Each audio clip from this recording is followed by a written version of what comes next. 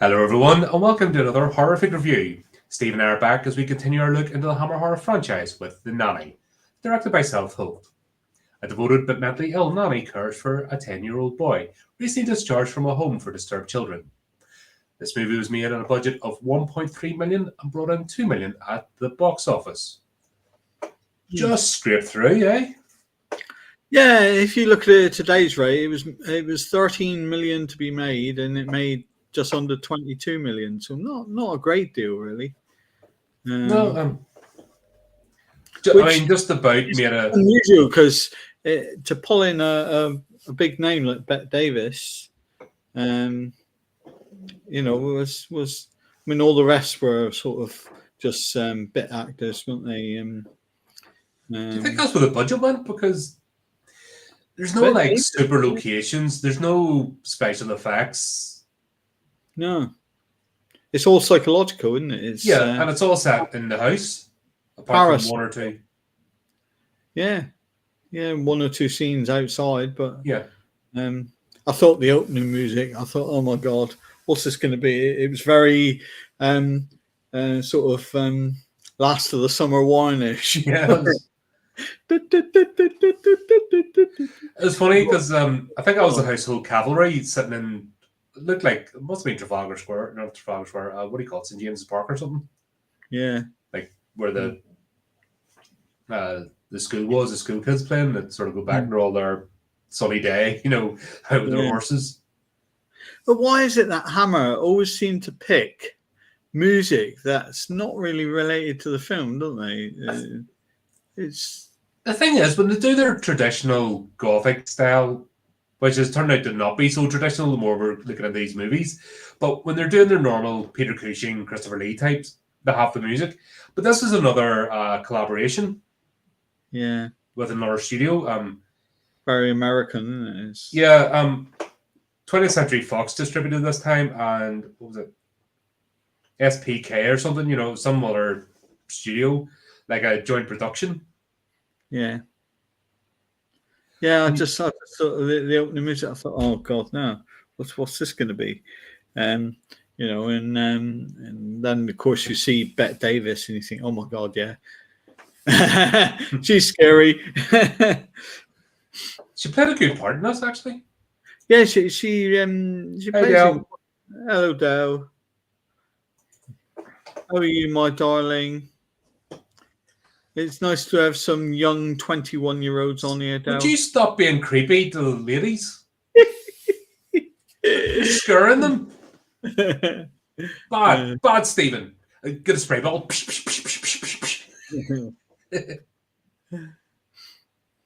Well, you frightened that wee girl?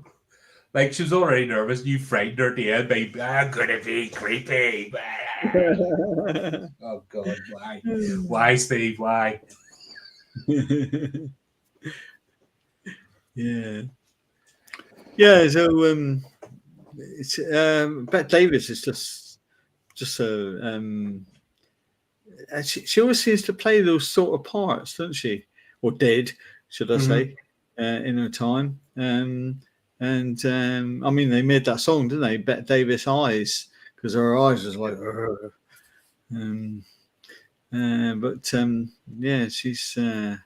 She's cracking. She plays the part perfectly. She's the perfect nanny, scary nanny. Yeah. And she played the part. She played the part so well. You could see that she was cracking up, and she was seeing she was seeing the dead baby, wasn't she? Then she was seeing the live baby, and then she was seeing the dead baby, and then the live baby. I tell you what, though, the subject matter, once again, especially for the 60s, it's it's very bare knuckle, isn't it? Because I mean, because horror writers, even these days, I mean, the two things you're supposed to stay away from is the death of kids and the death of animals, and that was very bare knuckle, nearly. So, but they got away with it. So, So the thing that didn't land me is Joey's character. Who's there? The character of Joey didn't land with me. I didn't buy what he was selling. Yeah, Basically trying to set up that he's a demonic child. he was more of a brat than a demonic child. Yeah. Yeah, he'd be Dennis deemed the as Menace and Damien Thorne. yeah, he'd be deemed as someone with ADHD in today's world, wouldn't he? But, Yeah. yeah, he wasn't demonic as such. Although some of his stares came across quite well, but they weren't consistent. It was a bit too late. There wasn't enough of it. But we start off. Obviously, we have the nanny arriving in the house, and we've got the husband and wife arguing because Virginia did not like her character. Yeah, Did not like her character at all. Like No. there's somebody who's been born with a silver spoon in their mouth. Yeah, Never been told no at all during their life, and isn't a functioning adult. yeah, but she played a part. It was Wendy. What was her last name? I can't remember. Didn't really. Wendy Richard. She became a comedy actor more or less because she was in the early 70s. She was in a comedy program called "And Mother Made 3." Mm-hmm. And then they extended it to "And Mother Made 5," obviously the children. And then when that wrapped up, she was in a TV comedy program called Butterflies, which was quite a well-known program. So she's quite a well-known actress, so Wendy. Yeah, but like I said, it just wasn't Joey and Virginia. Virginia was playing her character, but I just didn't like the character, if that makes sense. Yeah. But the whole argument's whether she was going to go and pick him up or not. And you're kind of like, all right, okay. But she's just acting like a simpering child, Yeah. We find out that Nanny raised her. And the other thing that crossed my mind was there an element of domestic abuse? Verbally from the husband, because he seemed to be very overpowering of her, didn't he? I just think he's just quite straightforward, and he sounds like somebody who just ground down, doesn't really have any patience for nonsense. And I think as we go on throughout the story, I can see that it's born of trauma, but still, basically what you have is a woman who was raised by her nanny, brings her nanny into the household to still look after her. Her sister isn't much better. Her sister trying to play the sister's heart condition, isn't it? Yeah, but she has the heart condition, just too. They play on that bit a lot, don't they? It was a bit overdone. I said to Co, she's such an overactor. When she was like and wanted a heart pill, she was crawling through, sweating. Co says, the sweatness was brilliant, wasn't it? That was really laid on thick. Yeah, but I thought, she was after an Oscar, but she didn't get one. Do you know what I was thinking of? Do you remember the scene from Airplane? Oh yeah, he's landed. He's sweating all on his shirt and everything. It was that level of absurdity which I thought was funny. Yeah. But I felt sorry for the father, not from a character point of view, but from him, because if you look at his filmography, he was a bit typecast in that sort of role as the sort of snobby, father type, doctor type figure, and that's the part he seemed to always play in whatever he was in. It's like Craig Fairbrass always getting the gangster, the East London white boy character. There's people just get stuck. And at the end of the day, you have to work. That's your profession. You take a job you're given, and just couldn't break out of it. Yeah, it was like Roger Moore, wasn't it? He was always the sort of spy he couldn't get out of that. He was the saint, wasn't he? And then he went into James Bond, and he had nothing after that really. He didn't really do anything after that. That was kind of it, which was a bit of a shame. Yeah. But again, he was the like typecast, and some people are like that. Mm-hmm. Yeah. So obviously, we've got the whole idea of the institution, the psychiatric. It sounds like a psychiatric boarding school, isn't it? It's a very strange setup. He got blamed more or less for his sister's death. Yeah. Yeah. We didn't really go into it. He was sent there. It's not until later on that we find out he got blamed, and that's what it was all about. But it was always kind of swept under the carpet and not spoken about. Yeah. Sort of teased him. But we see the hanging scene where he's playing a prank. Oh, that was brilliant, wasn't it? That was funny. That was Dennis the Menace type stuff. You know what I mean? That was sort of thing I would have done as a kid. Yeah. That's why I'm not banned. It's things like that make me think, God, this is a comedy, or he's not a psycho kid. He's just, he's just mischievous. Yeah, just mischievous brat. So I don't get it. Yeah. But he was very anti-Nanny. That's what made me think, yeah. I mean, we knew there was something because of the title of the film, The Nanny, we knew there was something there, but because he was afraid of the nanny all the time, and he was rebellious, wasn't he, against everything. She'd done his bedroom up, and he said, "I'm not staying in that. I want to go in the other one." I'm not eating that food. That was the only one of them. The other ones, the plot could happen with the stairwell, the fire exit. Yeah, but. Yeah, and then she blamed him for the food poisoning, didn't she, of the mother? And yeah, but no, he was just a brat. He wasn't a psycho kid at all. But, no, and that's part of the problem with this is they're not selling. They're trying to sell you a storyline, but it's not believable. No. So you're kind of like, okay, where's this going? And I don't think it was a wee lad's fault. He was doing what he was told.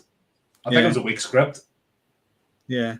That's, it was a weak script, and they didn't quite know how to portray it. Yeah. Yeah, someone should have directed him a little bit better and said, no, you're playing that character wrong.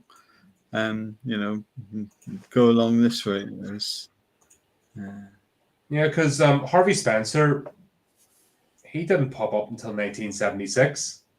Oh, the Omen. Yeah, kid. and he was the template. Oh, if you wanted a scary child, he was the template. Once he came on the scene, Stevens, wasn't it? Harvey Stevens? Wasn't it Harvey Stevens? Yeah. Yeah. Yeah, he his look was like very demonic, wasn't it? Mm-hmm. Yes. But no kid has ever looked more frightening until he came on the scene, and I was basically the blueprint from then onwards. Even the kid on the remake just wasn't scary at all. Nothing. But, we did that, didn't we? Yeah. Yourself, me, and Cameron, we did that. Yeah. That's right. Yeah. God, that was a while ago. Yeah. Yeah. It was a terrible remake, that one.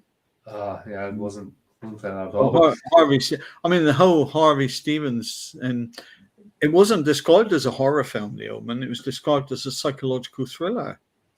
And if you look on all the notes and everything, it's described as a psychological thriller. Have we watched The Innocents? What's that about?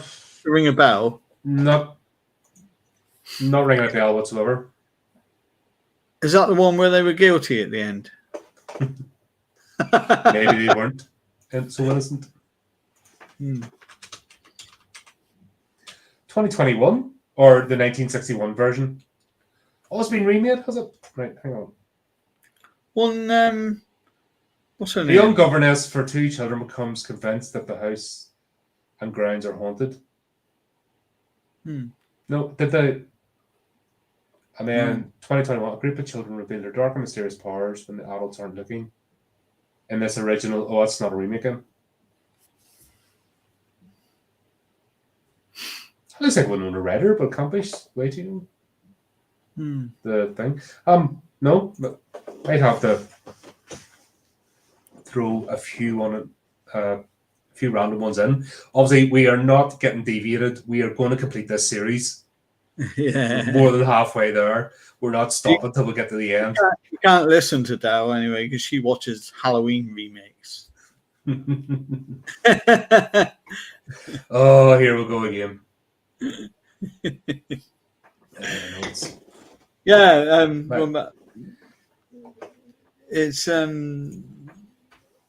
yeah. That lad who played Joey though, he wasn't in a lot after this. I think in total he was in Dr. Dolittle. I know that.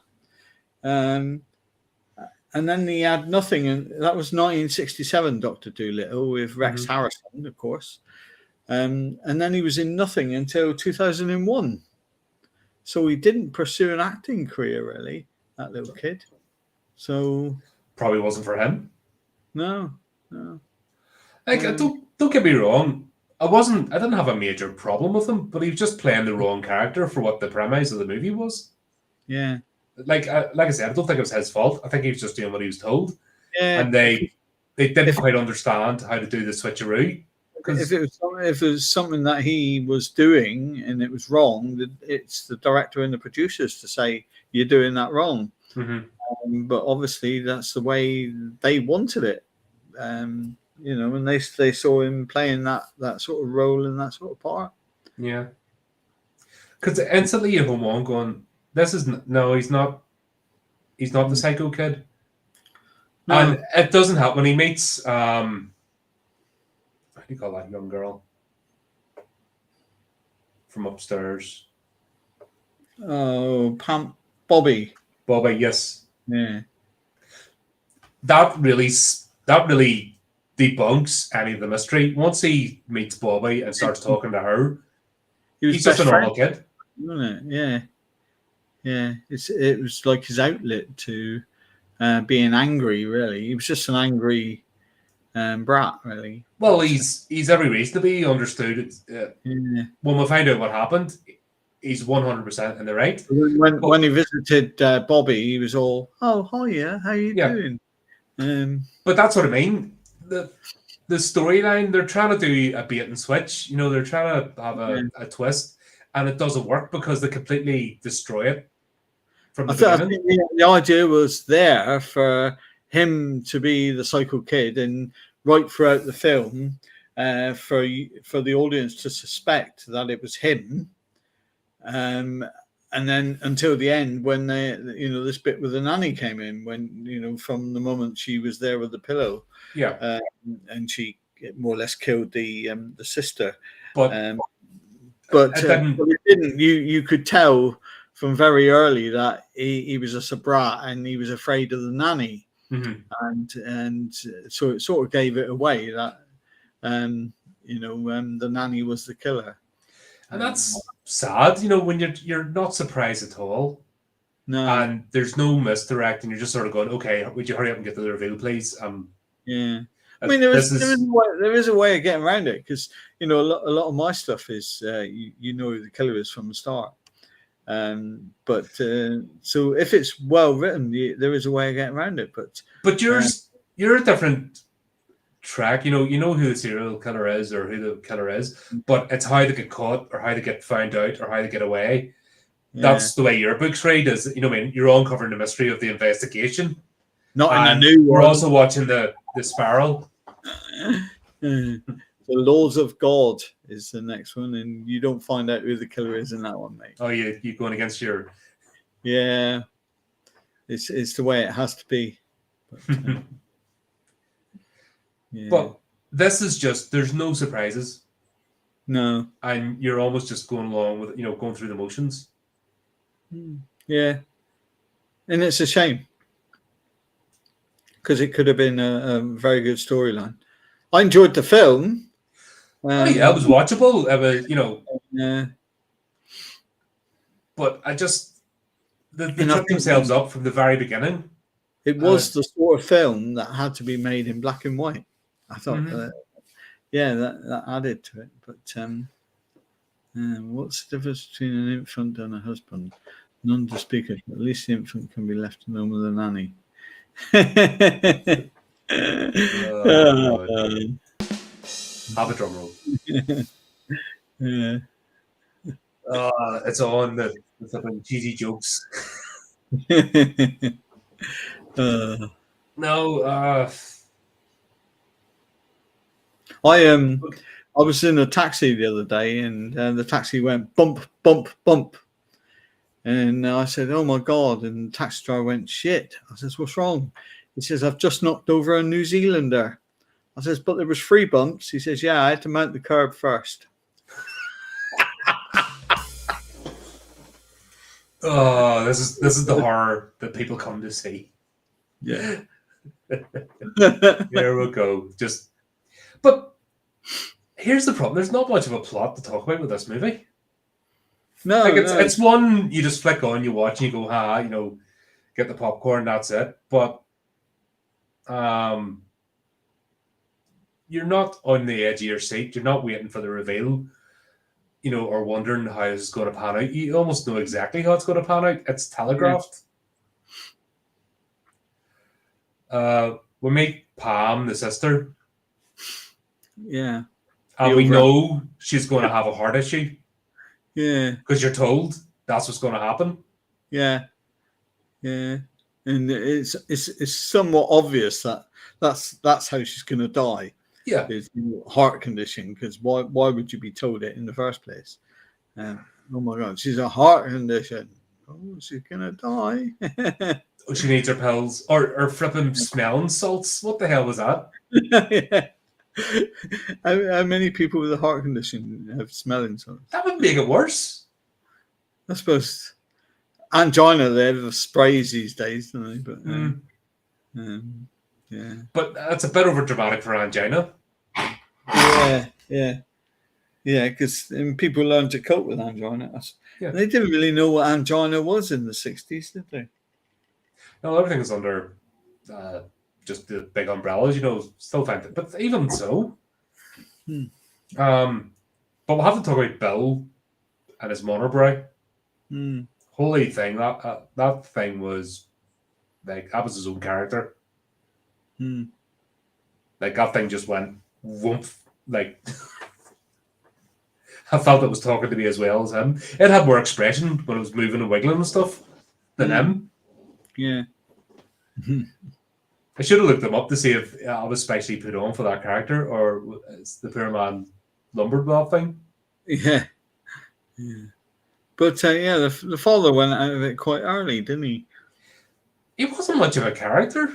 Oh, he sort of, like I said, I thought there was this element of domestic abuse to start with, but then he said, "Oh, I'm off. I'm got to go over to Beirut, was it, or something?" Yeah, he's a Queen's messenger. So basically, he travelled the world to and that was it. The FCOs. They didn't even. It didn't even ring him to say, "Oh, your brat's playing up again," or anything like that. But he kind of played no part in it. He was in for the start, almost like a plot device, and then that was him out of it. Yeah. But was the point, the way this was sold, like the tagline, you would think that basically the nanny was left on her own with the brat, and she was going to be afraid for her life. Yeah. But wasn't like that at all. No, she was turning into her psycho self. Like I said, I thought she was brilliant as in the part. She was probably working to the script as well, the poor script. But oh yeah, nobody was done a service here. It's a story. The way the story was presented is what feels this. Which probably accounted for the the poor box office takings, really. Even though it was a deemed a success, it made that wouldn't have 8 million, which was 11 million on today's. But it does. It's all about the cost. You know, it cost 1.3 Yeah, to make. You bring in 2 million at the box office. You may as well divide that by 3 800,000, isn't it? because it's I mean, it's the studio gets a cut, not the full profits, because obviously the cinemas have to get their share. It's in the front it up, and then you've got advertising and all that on top, which not as sophisticated as today, but it still would have cost money. Even putting up posters. Yeah. But was that back in the day? It still would have had to be advertised, even on the radio and stuff, Mm. or else nobody would know, and in the newspapers and so on. So there was still a cost to advertising, even though it was done a different way.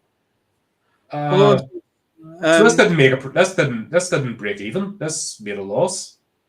Yeah, there probably was a certain element of when's the next Bette Davis film out,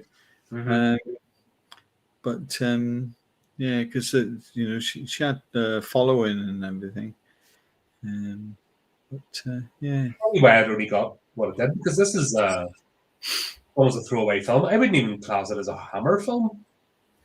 It wasn't horror because Hammer didn't really go into the parapsychological film market at all, and probably until this one. I can't think of any parapsychological film. Was it The other one was Nightmare, which we covered, but like Disney tried to combat Star Wars by coming in with a black hole.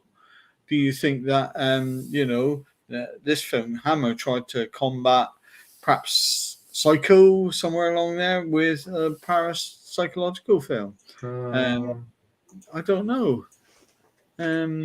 Did they think, hey, we can do that? That one was a success. Let's go for it. It was only a year. But I wouldn't even compare the two. 1960 was Psycho. 1960 was Psycho. That's only about the year. But I wouldn't even compare. I wouldn't even see the correlation. No, but I'm thinking more along the parapsychological element, of them trying to cash in on something like that. It could. Do you think that's why it's a joint venture? Like, you don't know really. Did Hammer just pay money to have their name included? Did they really have any creative input? Because a lot of them were American actors. Mm-hmm. But we're seeing that a lot. It really annoys me, actually. Like, if the studio was responsible for everything, and Hammer just said, "Oh, well, perhaps Hammer said, oh, we can publicize that in Britain, put our name on it, and we'll handle the British side of it." Yeah. Used the location or something. Yeah, I don't think Hammer has had any creative input into this. No. And it's definitely from the score and everything else, and even the theme of it. Because, like I said, we watched Nightmare, and that was pretty much a very similar movie. Yeah. And it was done so much better. Yeah. You felt it. Yeah. But if you look down the line, this Jimmy Sangster, who does a lot of script writing, he's gradually losing the plot a bit. Get it? Losing the. I don't have a wah wah wah. all the nice fluffy ones. I need a. I'm trying to think. Chris is on. Hello, Chris. Yes. Yeah, I'm trying to think what advertising movies in the 1960s entailed. Pamphlets, radio, newspaper ads. Yeah. TV wasn't. TV was. You had to be rich to have a TV. Still very much the radio in the 60s. Or if you did have one, it was black and white. Yeah. Cinema reels. So, the ads before the cinema, you would have got common attractions. Posters, like physical posters up on the wall. Yeah. I mean, that carried on right up to the 80s. Yeah. But it still cost money, There was every newspaper had an entertainment section. Used to have 2 films in the cinemas. Well, it's a whole B-movie thing, isn't it? Yeah. And And sometimes the B movies are better than the. Yeah, then the actual main feature.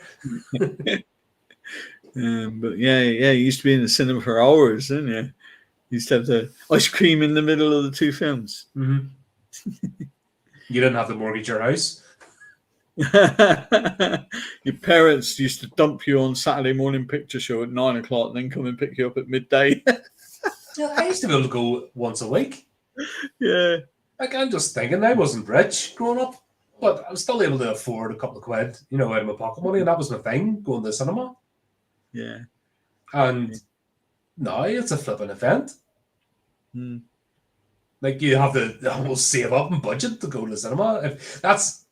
If you want to have a snack or something, but even good ends, like 10 quid or something now. Yeah, I know. It's more than that in central London, isn't it? But, yeah, I remember back in I was working for Carpetwright as an auditor, and I was called up to work in the London area. So I thought one night, because they used to give you 30 quid a night for food and drink, I thought I'll spend it, go to the cinema, and went into the cinema with Jackie, and I said, "Oh, 2 tickets for it was Star Wars, the second new one, 1999, I think it was, and 2 tickets to Star Wars," and they went something like 34 quid. I said, "No, there's only 2 of us."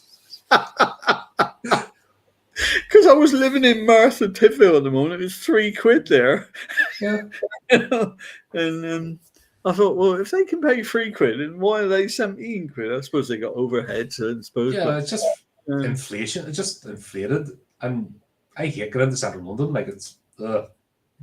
Yeah. God, I was meant to go down last week into central London. I was like, I cried off. I'm like, no, not doing it. Nah. Just I thought about it. I'm like, nah. Hate the place. Yeah. So, yeah, Bill ends up disappearing out of this, and we'll have this whole thing. Virginia spend most of it crying. The bit where she goes, "Nanny, can you brush my hair?" Like, she's 12. That was quite kinky, wasn't it, eh?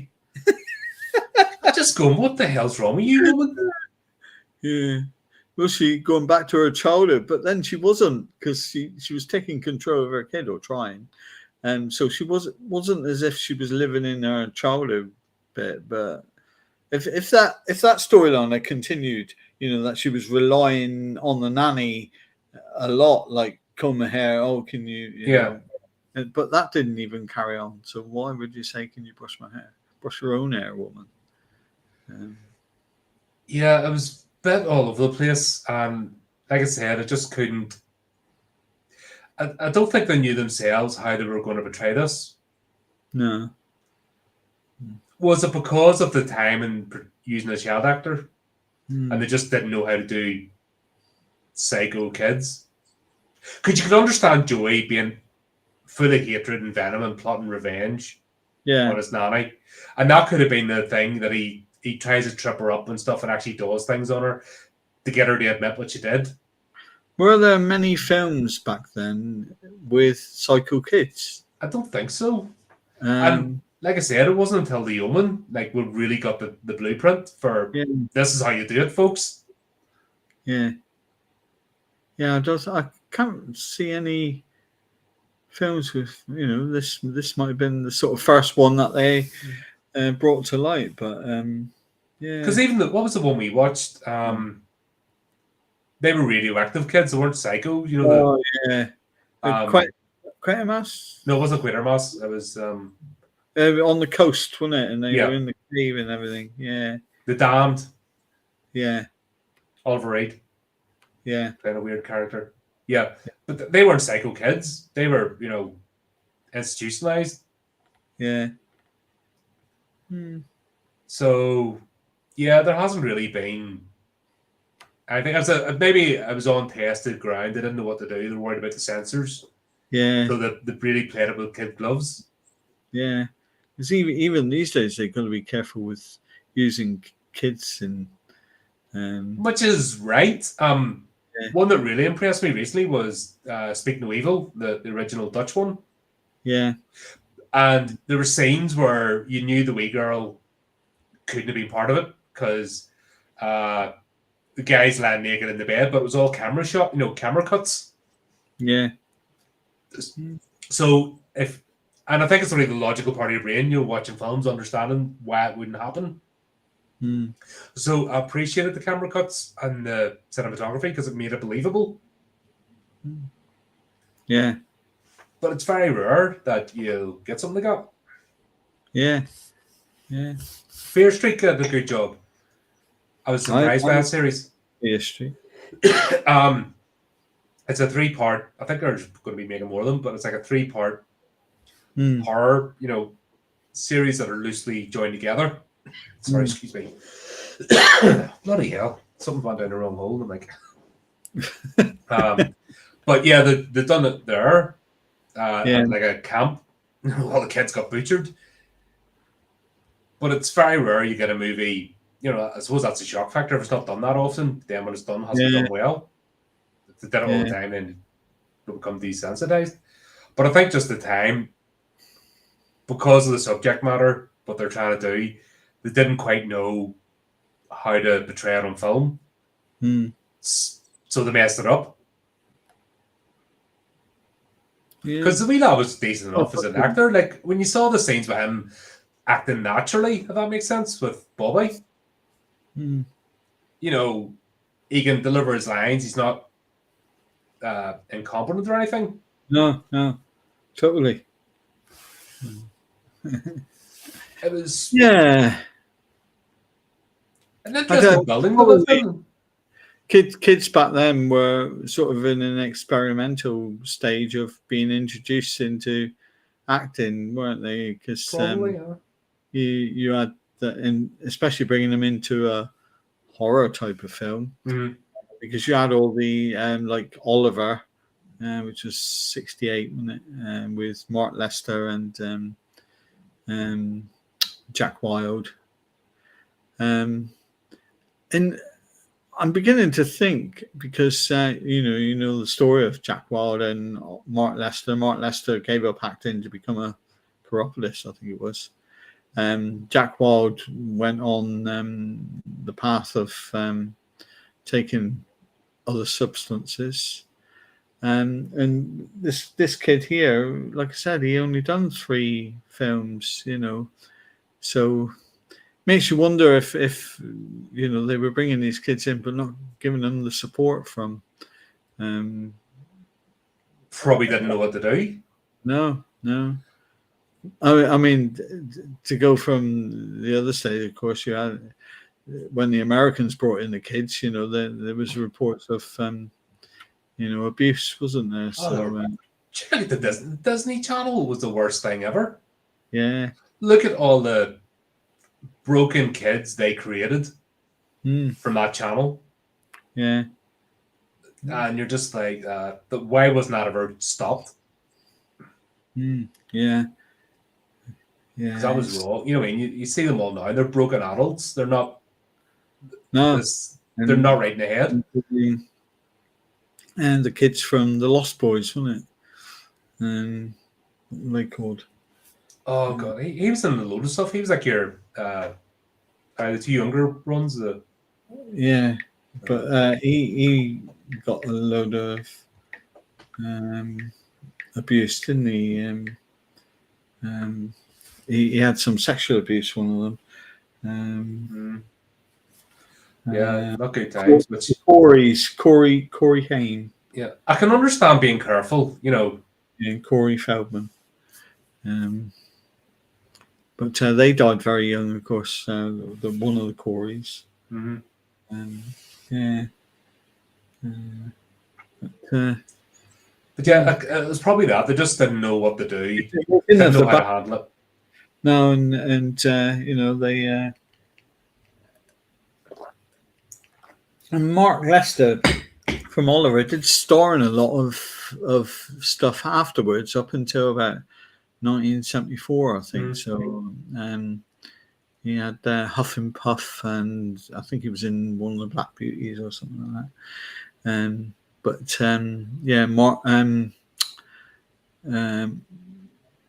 the other one, Jack Wilde, wasn't as successful with his career. I think he starred in one more with Mark Lester, but that was about it. But yeah, there was nothing to take them out of the childhood sort of acting. Really, they were there, I suppose, to fit a purpose. And once they fitted that purpose, they didn't get pushed forward enough. Perhaps they don't today. And very rare does a child actor go forward today, doesn't it? You had Daniel Radcliffe, but if you look at some of the others who was in the Harry Potter films, but they've become unknowns. That's I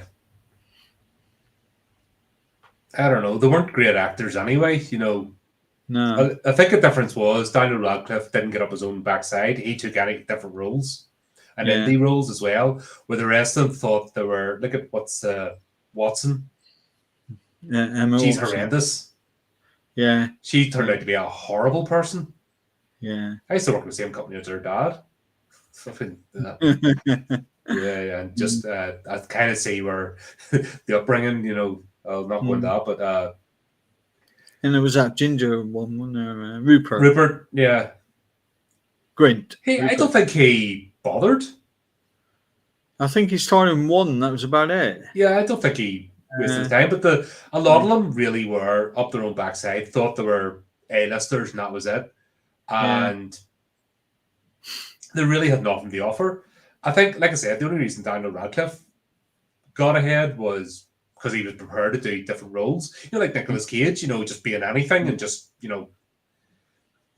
show that he's prepared to work, But the long one were just like this. The guy who played the father in this one was actually in one of the Harry Potter films. All right. He was one of the professors. Let's have a look. I read it somewhere. There we go. 65. Yeah, James Villiers. Where is he gone? He's gone. There he is. He was in. Sorry, it's the research team's day off. So I have to do it ourselves.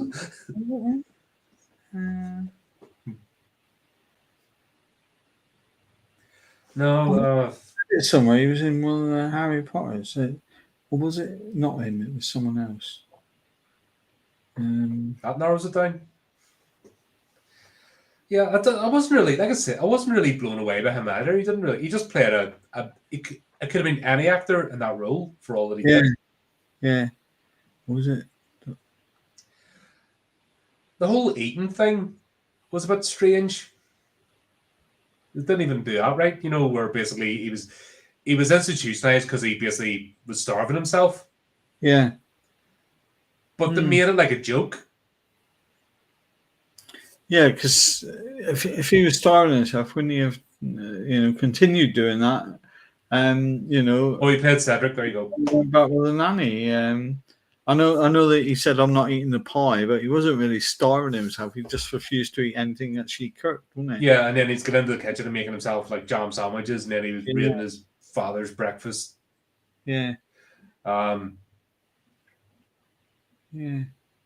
I'm trying to find which bloody actor it was that was in one of the Harry Potters. I read it somewhere. But it's not out of this, was it?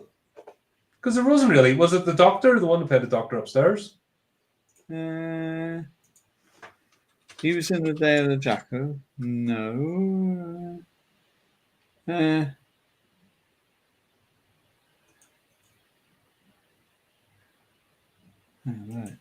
Who's he? Yeah, but I think you're barking up the wrong tree. I read it. Yeah, but it might have been. Do you know when you start one article and then you read into another one and you're not letting this go? Do you find it? You're like, I read this. It happened. It's true. Played one of the professors, one of the unknown professors, more or less.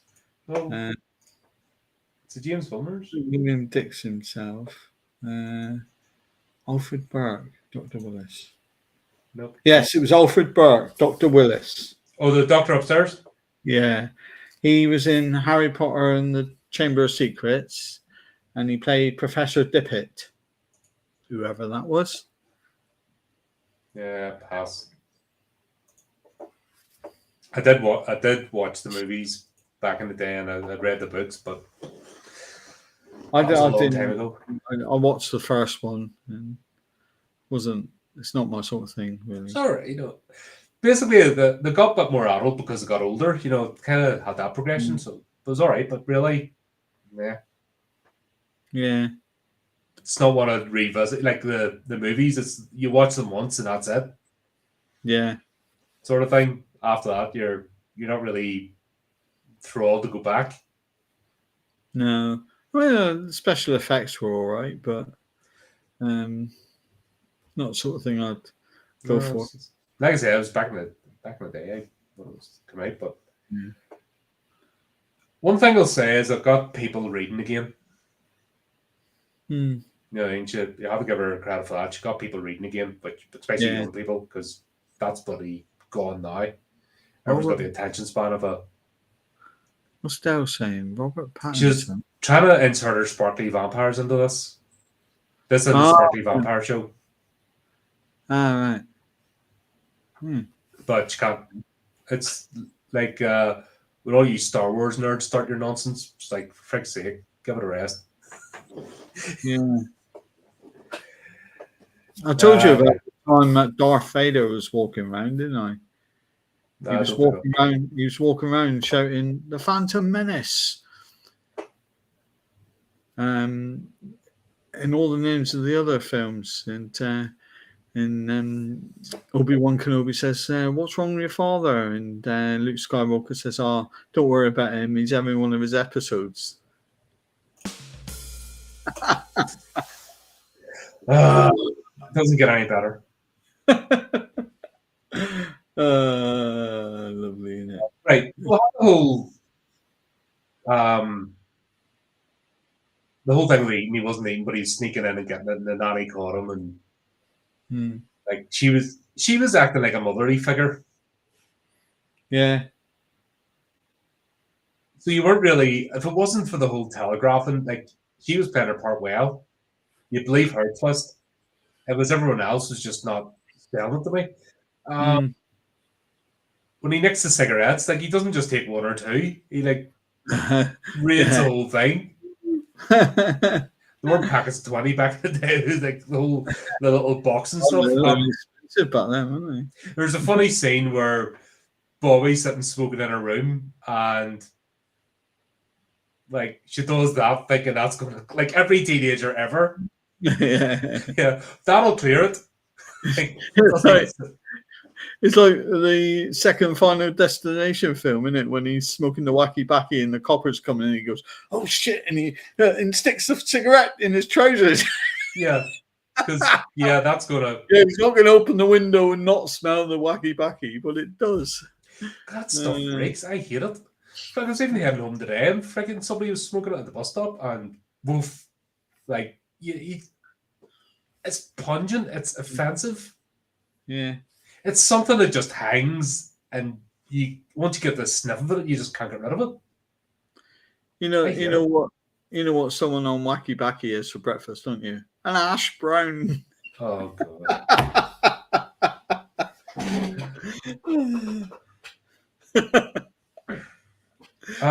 I liked Aunt Pen's character. Yeah. She was just a no nonsense. If it wasn't for the silly heart thing, which is overdone, like she was actually a good character. She brought balance, like to her sister, if that makes sense, because her sister's a flipping idiot. But she comes in and she's just getting on with her life and like, nah, and takes no nonsense from Joey. Again, she showed an element of some type of abuse, probably from the nanny, wouldn't it? Of being, afraid of the nanny to a certain degree. No, they both idolized her. This was all. Once again, it's the movie doesn't know what it's doing, and that's the problem. It's all over the place. The two sisters essentially idolized her. Virginia still relied on her, where Pam had sort of grown up and got over it, but still held her with fondness, which is what But made I think the Bette fondness, Davis's turn. Her the fondness was fueled by fear, really. I think. I wasn't seeing it. No. I really wasn't seeing it. Sorry, just that they were trying to misdirect you, but they failed. That's the problem. They didn't know how to do a misdirect or lead you down one path. And did it. The only character that did it was the nanny herself, because she played a certain way up until the third act. Yeah. And then we had the switch. But no one else was trying, or they weren't getting directed properly, or whatever. I don't know. Yeah. Because I believe the nanny being the sweet sort of, just all suffering, sort of putting up with her lot in life, trying to be supportive. I believed her. It was everything else all around her that was pointing. Yeah. Bette Davis was like I said, in the perfect role. 100%. Yeah. She was cracking, nutty as a fruitcake, But, and that's she was only a bit worth watching in the movie. That's, if I'm honest, and I'm not a massive Bette Davis fan. I wouldn't be rhyming off all her movies and stuff. She's just a name I'm familiar with. But looking at this, yep, she earned her stripes as an actor, because she's the one that kept the movie afloat. If this had been another actor in her place, this thing would have fell apart. Yeah. It was her turn. Same lines as Peter Cushing, really. Yeah. She understood the assignment. She gave it 100%. Yeah. And made the work. They brought another actor in. With, I can't think of anyone who they could have brought in, really. Not really. There weren't any female actors back then that could have filled a role like this. The one that played the gypsy in Revenge of Frankenstein, was it Revenge? No, Curse of the World. She was in 2 of the Hammer Horrors. Yeah, I can't remember her name, but she played the gypsy in 1. Yeah, telling the story by the fireplace. And then she played it as the Brides of Dracula. Didn't she play? Who played the Countess in the Brides of Dracula? Ooh. She'd be a good contender. Yeah. Absolute wasted character. Yeah. I think we'll talk about that. She was robbed. We said about that, didn't we, at the time? Yeah, she was absolutely robbed. She owned the stage. She owned the screen. And she was relegated to a side character and given nothing. And realizing, especially with the rest of the cast, including the main villain, she should have been given a much bigger role. They should have realized what they had and adjusted. Yeah. So there's 2 or 3, 2, possibly 3 that possibly could have done it. But if they hadn't have brought that sort of caliber in to replace Bette Davis, this it would have fallen flat on his face, because she's the one carrying this movie, the whole movie, on her shoulders. Yeah, it would have just been like a Sunday night play sort of thing. Yeah, it wouldn't have even been horror. It wouldn't have had a twist. You wouldn't have cared. You would have just been like, what is this I'm watching? Because if you know, she gradually built up to... She was all nice to start with, wasn't she? And like I said, you knew something was wrong with her, but because the film was called The Nanny. Yeah. But it gradually built up to... She brought in more and more of a character of evil, so to speak, right throughout the film. She didn't rush it at all. She didn't rush her characterization. Well, once again, I wouldn't say her character was evil. No. It was mentally broken, because at the end of the day, she didn't... the whole premise of this movie is little Susie's death. Yeah. And the trauma, the aftermath of that, the toddler basically dying in tragic circumstances, and the sort of fallout and how everybody coped with it and what happened. Mm. The difference is that the nanny, her character was properly broken and twisted. It twisted her Yeah. because she wasn't like a serial killer or anything. No. And at the end of the day, she got called No, for. she went out and did it all the time, wasn't it? Yeah. This is basically one incident. Like, there's two deaths this whole movie. Yeah. Yeah, it's her sister, isn't it? Yeah. No, and even then, her daughter, wasn't it? her daughter Susie, that's what this is all based on. Yeah. And Pam. Yeah. And technically. And the baby. But that's Susie's the baby. Yeah. No, I meant when she went to visit the. Well, that's what I said. Her daughter. Yeah. It was her daughter, wasn't it? Yeah, basically got a backstreet abortion and died. Yeah. Died. Basically, it didn't yeah, go well. Wasn't indirectly, it wasn't her fault. That one.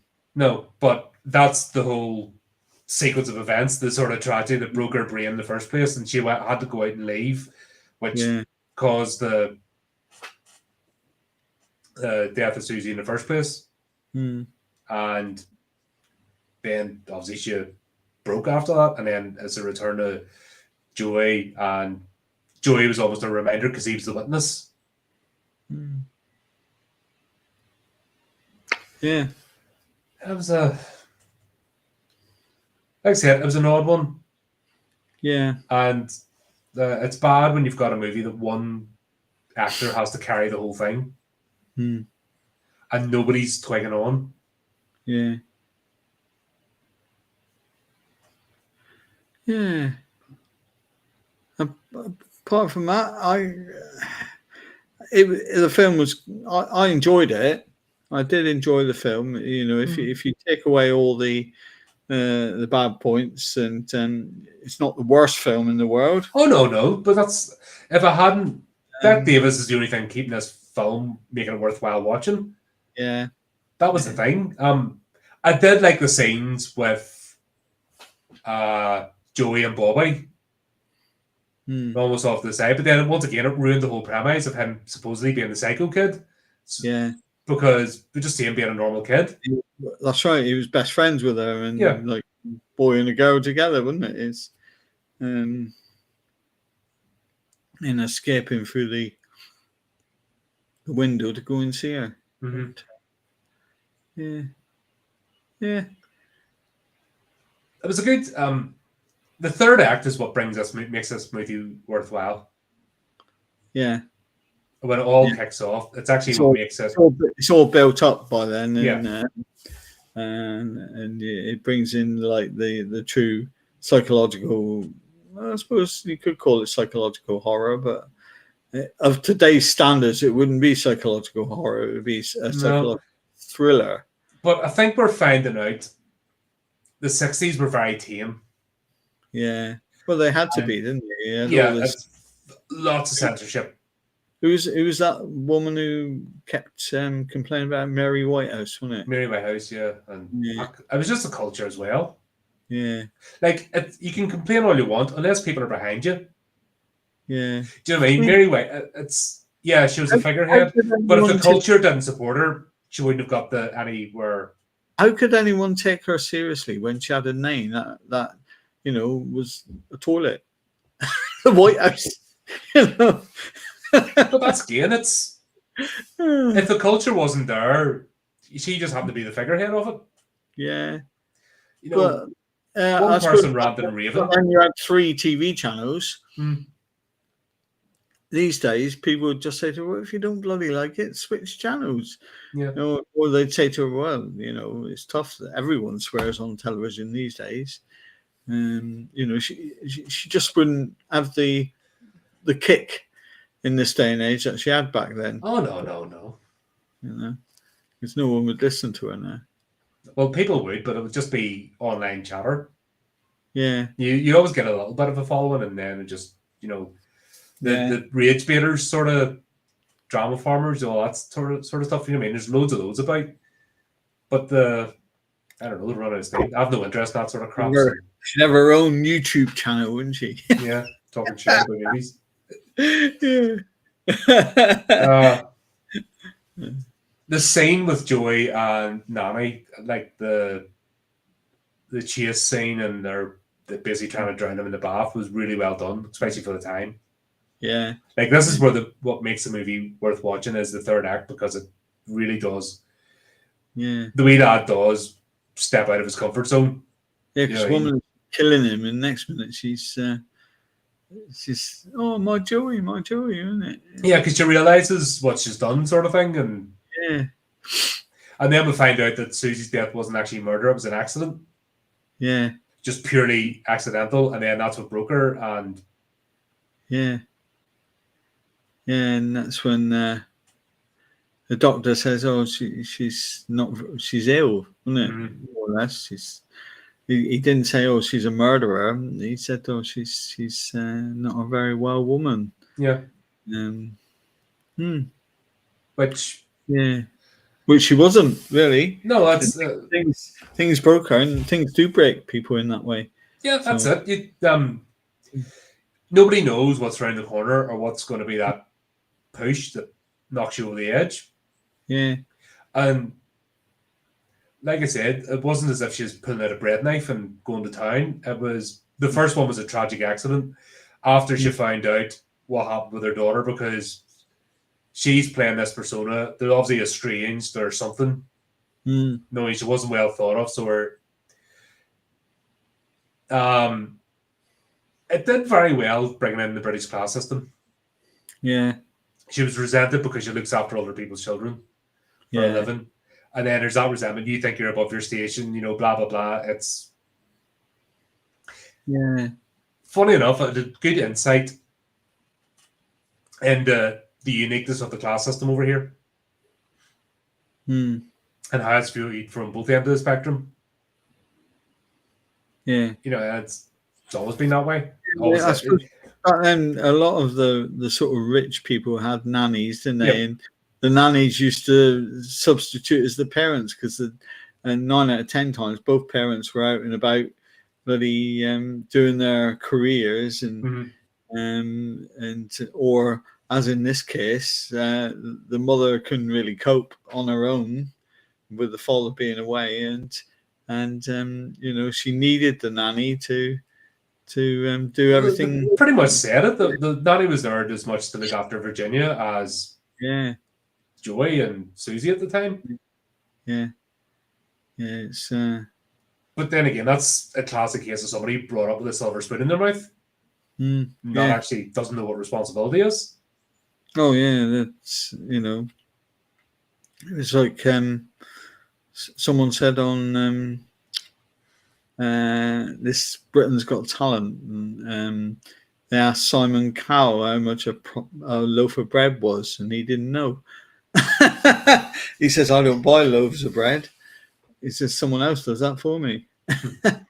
And it's the same back then. The nanny used to do the cooking.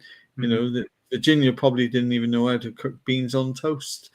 Because nanny did it all, and nanny probably ironed the kids' clothes and everything else. Basically did everything. Yeah. I don't know. There's something about being self-reliant.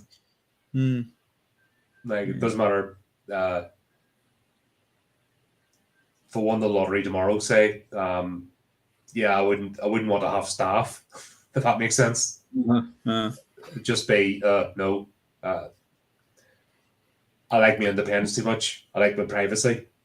Yeah, because Keanu Reeves has got quite a reputation as being the sort of the good guy. I mean, he catches the tube and things like this, and I don't think he'd have a nanny if he had kids or anything, but probably not.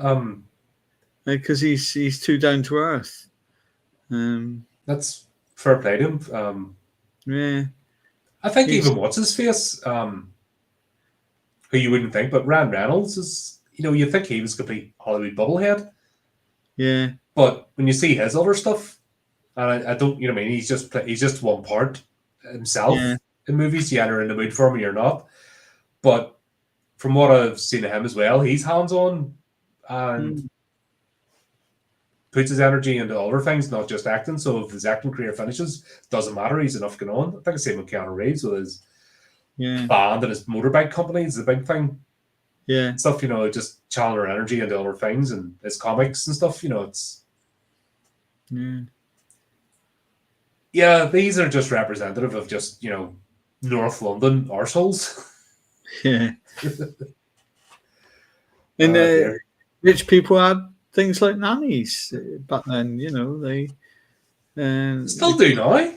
yeah, a lot of them can't be bothered with their own kids. Last year, I went to do was doing deliveries or collections for a freight forwarding company, and I went up to the house and it dealt with the staff. Yeah. Do you know what I mean? It didn't actually meet the owner of the house; it was the staff I dealt with. I was picking up her stuff, and I'm like, "All right, okay." And it's gated community. You had a proper barriers and security guards before you even get into the housing estate. Yeah. I'm just like, nah, you're living in cloud cuckoo land here. Yeah. But there you go. That was that. At the very end, same with. I don't know what they're trying to do with that. When Joey comes out and hugs his mother and said, "I'll be a good boy. I'll do this and I'll do that." Yeah. And I'll turn into the nanny more or less, wouldn't it? Yeah. I'll do the cooking. So you don't have to get another nanny, so to speak. Yeah. Yeah, please don't get another one. That's probably because it must have had quite an effect on him. Well, yeah, like he wasn't in the mood. He was playing with his train set, and he wasn't in the mood for his sister. What siblings aren't? Yeah, it's always the younger one, or one of them's always wanting to hang about, and the older one doesn't want to know. That's just the way of things, and I don't think he expected his sister to be dead, and busy in the next room, and then to watch her break down as well, and then on top of it, to accuse him. Yeah, and for him to be put away, really. Yeah, that was another bit at the very start when he was actually in the institution around the world with totally failed that boy. You're like, what the heck? It just didn't add up. No. They were trying to lead you one direction that just did not work. Because even back as far as that, the nanny went to pick him up with the father, and and there was an instant fear of the nanny back then, wasn't it? I don't want to get in the car with her. Well, and will you sit in the front and I'll sit in the back, and it was the sort of slow build up from there. And that was the initial thing that you really saw between the nanny and Joey. Was the car. Like you weren't believing it was him. No. At all. No. So the question was there why he was in the institution to start with. And so yeah. Now all kids belong in institutions, don't they? I say growing vats. Yeah. Put them in a growing vat until they turn to useful age. Yeah. Yeah, they should all go to boarding school. I bet boarding school kids are a strange bunch. I don't think that's a good environment.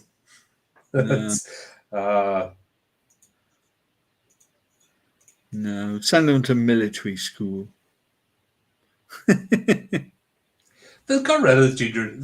They've got rid of a lot of that stuff. Yeah. Like the army college is basically they go there and they do. Don't mention army. There's a place where I live. I won't mention Bridgend. They've got a college part of that trains them to go into the armed forces, and they train down at the local fields where I take Oreo. And if it's raining, they call off the training and go back to the classroom. I've seen them do that. They're all under the trees because there's quite a number of oak trees or whatever they are. They're all under the trees hiding from the rain, and then That's what your Gore-Tex jacket's for. then the guys in charge of them goes, "Come on in, all back to the No, right. Stick your Gore-Texes on. Carry on.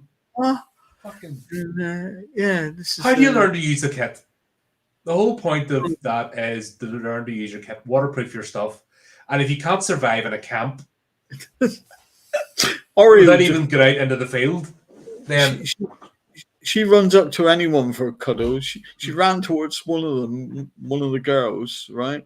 And this girl went, I'm afraid of dogs.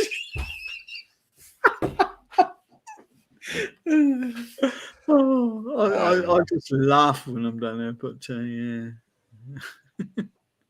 So if there's a war in future, all right, please make sure it's not raining if we get the Bridge End crowd out. Yeah.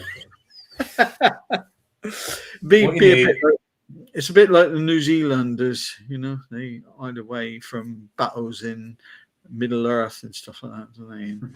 Is it Middle? No. Lord of the Rings, wasn't it? It was filmed there. No. Yeah. She listened to me?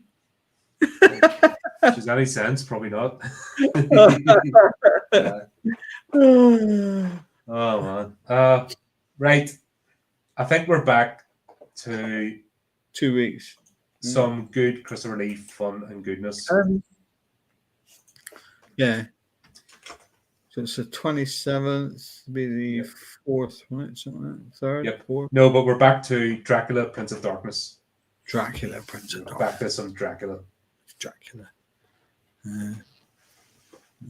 Something to get your teeth into. Oh dear. that was on. Stop it, you're just jealous. Yeah, so we're back to some proper Hammer horror. How many New Zealanders I'll have to does watch. it change a light bulb? What bloody light bulb?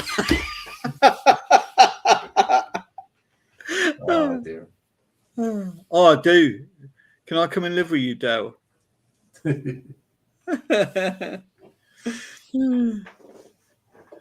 My niece lives over there, actually. She emigrated there. Mm-hmm. She's a barrister over there now, something like that. What review this week? What are you reviewing this week? We are back to Wellington Paranormal. Yep. So, Seven's Ghosts, Tamara, and oh god, I forgot the other one. Dracula. You can't review Dracula. Not the new one. Yeah, this Dracula doesn't sparkle. Oh, we're going back. I've heard that. I've read all the reviews on the new Wolfman, and it's. Oh, I've heard it's awful. I'm like, oh, I wasn't surprised. Yeah, they've already failed. You know what I mean? That what did they do? The Invisible Man. They messed that up. Yeah, I didn't even watch that. I still can't bring myself to watch it. What was the other one that screwed up? Yeah. And now they're doing this. Their Universal Monsters is done. They need to go away for 20 years. Because they've just this current era of filmmaking is not good. Yeah. Dale, I used to go out with the Invisible Man. We broke up because we didn't see a lot of each other.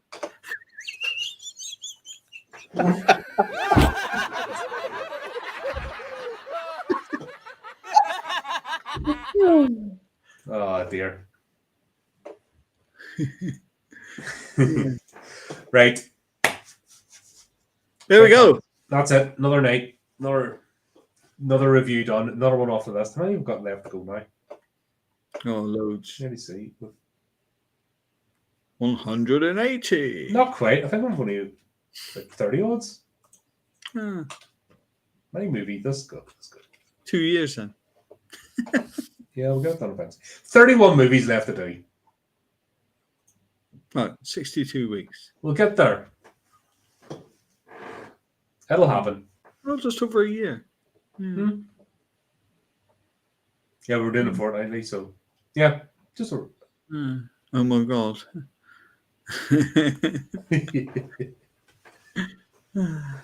Yeah, but we've got the we've actually covered